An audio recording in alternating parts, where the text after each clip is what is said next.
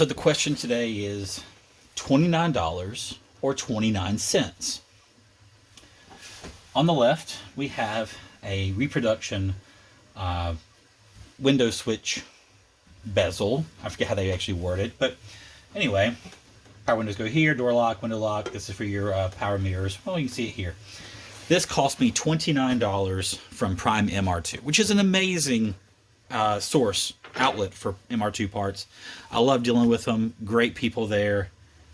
Good stuff. 29 bucks. This was or is the one that came out of my original door cards. You can see someone spray painted at some point, so you don't have the lettering anymore. It's got a odd smooth texture. I don't like it. I took it out. But the reason I took it out wasn't necessarily that it was ugly, which it is ugly. But the reason was this down here. This piece here, I 3D printed. The file is free. I found it on Thingiverse. And I'm saying 29 cents, but realistically, it probably cost much less than 29 cents. It probably cost more like 3 or 4 cents. This one I made out of PLA, which is a softer plastic, but I mean, it's still quite hard and will resist a lot of heat. And what you saw, or I will show you, is I'm making one out of PETG, which I think the melting point is over 400 degrees Fahrenheit. It's like 230 Celsius, so it's like 400 and something Fahrenheit. I forget what Google told me. I bought this on Black Friday, $29, free shipping, and he always throws in like a keychain, a pen, and some candy. Very nice, folks. This was my original unit. You can still see I have the stuff attached to it. And all I had to do, well, I took out all 3 screws, here, here, and here, but all you really need to do is take the top 2 screws here and here. I use this little cheap screwdriver, 2 screws out, 2 screws in with that piece, and that should fix this to make it very, well, workable, so it doesn't pop up in the back.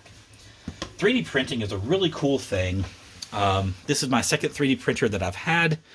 I sold the other one about a year and a half ago. I just was too busy, wasn't using it, busy with school, and got rid of it. I was regretting it. I was missing it. Again, Black Friday, I picked one up, and I'm loving having one again. And part of that is fixing things like this. There's so many great files online that are free. So if you're not good with like open source CAD, like Fusion 360 or something, there's a lot of files. And for the MR2 folks, there's things like these little tongues here for that. I also printed off the other day. This here is supposed to be a cowl mount brace. I forget how they worded it. But if you have an SW20 MR2, the front cowl by the window, the little mounting points break very easily. This is supposed to kind of like go in there and help fix that. We'll see. I haven't tried that yet. This looks great. I will probably end up using this because it looks so good. But the great thing is, if you don't have, if you don't want to spend the money and you don't have a 3D printer, you can get these. You can have these made by people. And I will tell you today, did not mean to do that. I'll tell you today, if you want one of these, I have a spare one in PLA. This should work if you live in cooler climates or if you garage your car a lot. I do. My car stays in the garage all the time. So this should be fine. The PETG that I'm making now in black. If you want one, let me know. Drop me a link. Just pay for the shipping. This cost me cents. I mean, realistically, the whole spool was like $12. And this is just a little fraction of that. It doesn't take much at all to create this. So pretty cool. 3D printing can fix your car, can make cool stuff, and I'm pretty stoked on it. So y'all have an awesome day. If you need something, holler at me. As always, thanks for tuning in.